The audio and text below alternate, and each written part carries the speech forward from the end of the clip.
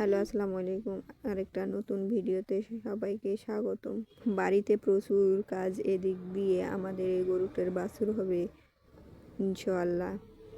সেটা কখন হবে সময় হয়ে গেছে অলরেডি, তবে কবে হবে আল্লাহ ছাড়া একমাত্র কেউ জানেন। আর এই পাশে ওরে এটা বাছুর, গত বছরের দামরা বাছুর।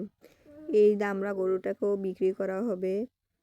শুরুতেই বলছি যে বাড়িতে প্রচুর কাজ, এদিকে আলু লাগানো জমিতে এবং এদিকে বাড়িতে অনেক ধান, এজন্য ব্যাপারী আনতে পারতেছে না, এজন্য বিক্রি করা হচ্ছে না। দেখেন এই যে আমরা বাড়িতে আজ ধানের কাজ করতেছি, বাড়িতে যেরকম প্রচুর কাজ, এদিকে ধানের কাজ, অন্যদিকে লোকজন নিয়ে আবার আলু গাড়াগাড়ি কাজও চলতেছে। আমি আর কাজের মহিলা সহ এদিকে ধানের কাজ করতেছি, অন্যদিকে রোদের মধ্যে সিদ্ধ ধান নাড় দেওয়া হয়েছে। আমার মা ওগুলো গেছে পা দেওয়ার জন্য।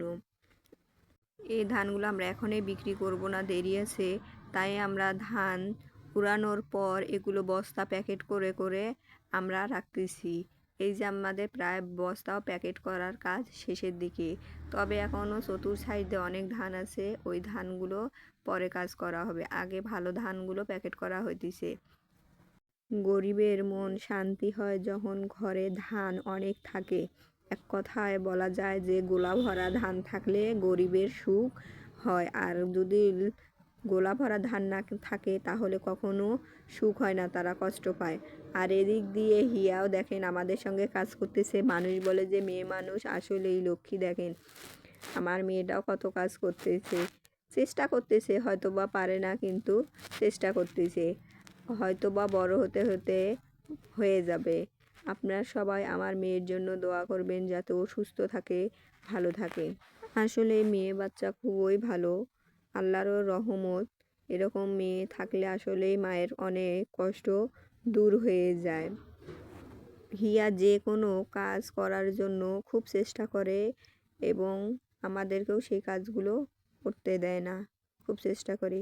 এদিক দিয়ে রোদে আমাদের দেখেন, এদিক দিয়ে আবার হচ্ছে কালাই, এক কথা মাসকলাই এদিক দিয়ে আমরা শুকাইতে দিছি ডাল থেকে, ডাল সহ তুলে এনে। আর এদিক দিয়ে আমরা সেদ্ধ ধান নাড়ছি, এদিক দিয়ে সেদ্ধ ধানগুলো শুকানোর জন্য নেড়ে দেওয়া হয়েছে। আর আমি পা দিতেছি, এদিক দিয়ে হিয়া আমার সঙ্গে অন্য সাইডে বসে আছে, আর অন্য সাইডে আমরা হচ্ছে কালাইগুলো নেড়ে দিছি। এই ধানের কাজে যেমন সুখ তেমনও শান্তি, কারণ কোনো বৃষ্টি নেই।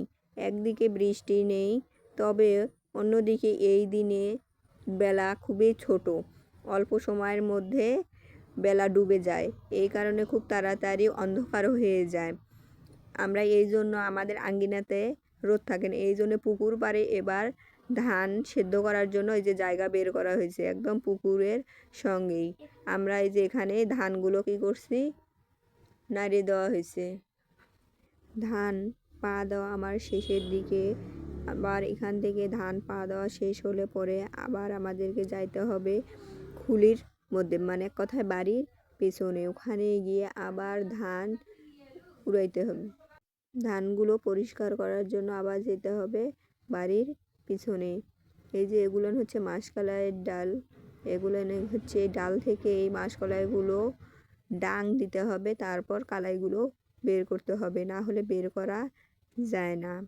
এই যে এর মধ্যে আমরা চলে আসলাম বাড়ির পিছনে। হিয়া আবারও বাড়ির পিছনে এসে আবারও ধানের কাজ করা শুরু করে দিয়েছে। আমরা একটু রেস্ট নিতেছি, ও বসে না থেকে ও কাজ করা শুরু করছে। আজ আর নয়, খোদা হাফেজ, সবাই ভালো থাকবেন, সুস্থ থাকবেন।